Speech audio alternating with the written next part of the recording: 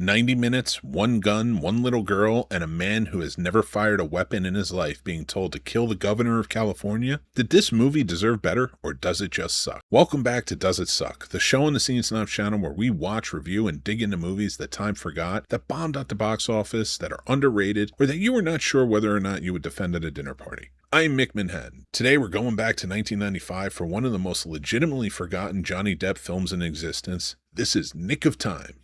Before we get started, a genuine thank you to our Patreon member, Bronson Wright-Wolfe, for requesting this one for review. Thank you, Bronson. So what is this movie, Nick of Time? It was released on November 22nd, 1995, directed by John Badham, the man behind Saturday Night Fever, War Games, and Bird on a Wire, and distributed by Paramount Pictures. It was written by Patrick Sean Duncan and filmed with a budget of $33 million.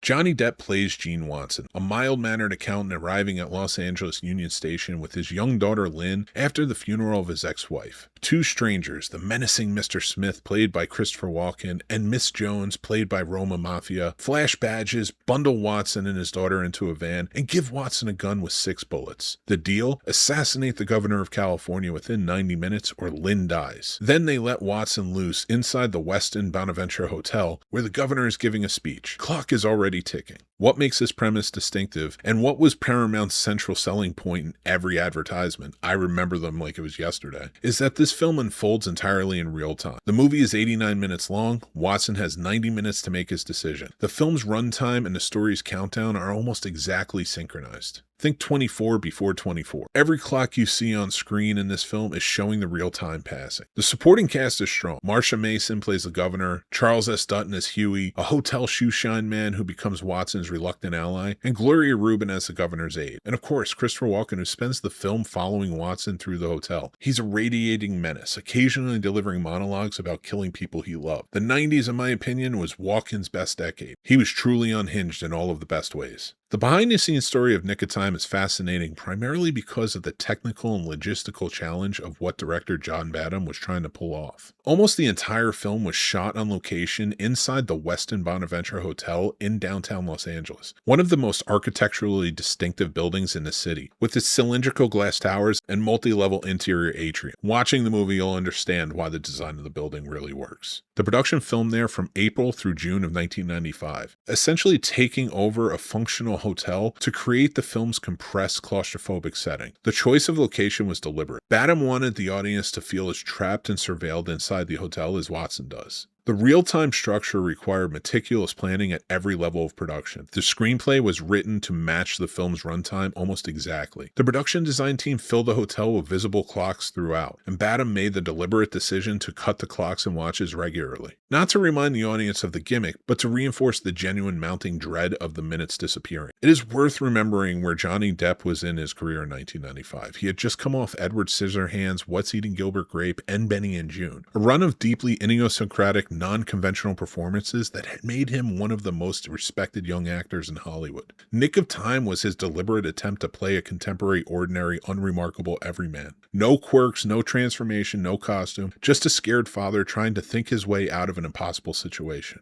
It was a significant departure, and one that critics acknowledged with mixed results. When Nick of Time opened Thanksgiving weekend 1995, the critical response was mostly negative. 30% on Rotten Tomatoes, though it only has 33 reviews in the count, which is worth noting. Robert Ebert gave it 2.5 out of 4 stars, and one of the more generous responses, praising Depp's low-key everyman performance while noting that the film was too contrived in places. Variety called it an acceptable but undistinguished thriller that bungled its Hitchcockian premise. The consensus was that the great concept had been let down by a routine execution. At the box office, this was a significant bomb. $8 million against a $33 million budget. That is a catastrophic result. Paramount had bet on Johnny Depp's rising star power and the novelty of the real-time gimmick to sell tickets. Neither moved the needle. The film was effectively written off and largely forgotten within months of its release. Fan reception seems to have always been a different story. Audiences who did see it were reasonably satisfied, even if they didn't rush to tell their friends. And over the years, people have discovered the film on cable, DVD, or streaming consistently described it as a well-crafted, legitimately tense 90-minute thriller that was unfairly dismissed. The gap between the critical response and what audience who actually watched it thought was considerable. Here is the legacy argument for Nick of Time, and it is a legitimate one. The film did real-time storytelling on a big screen in 1995, 6 years before 24 turned the concept into one of the defining television innovations of the 2000s. Every piece of writing about real-time cinema eventually circles back to Nick of Time as an early, largely overlooked example of the format being used in a mainstream studio production. John Badham, whose career included genuine classics like Saturday Night Fever and War Games, never directed another theatrical feature after Nick of Time, stuck in movie jail. It didn't end his career.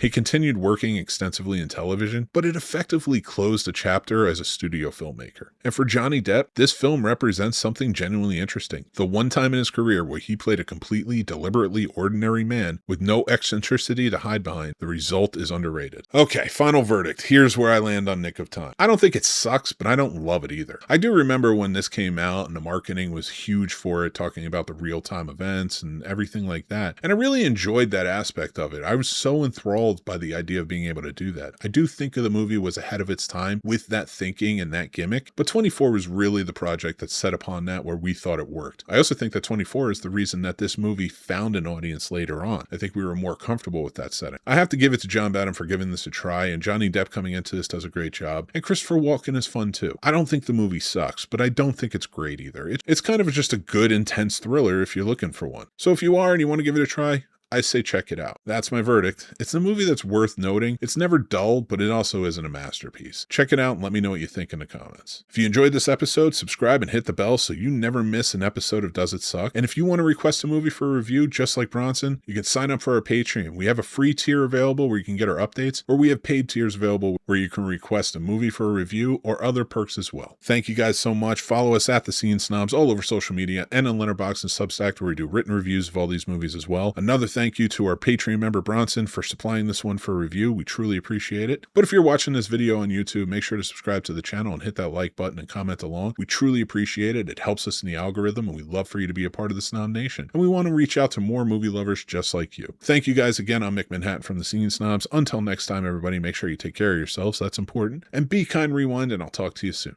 Bye.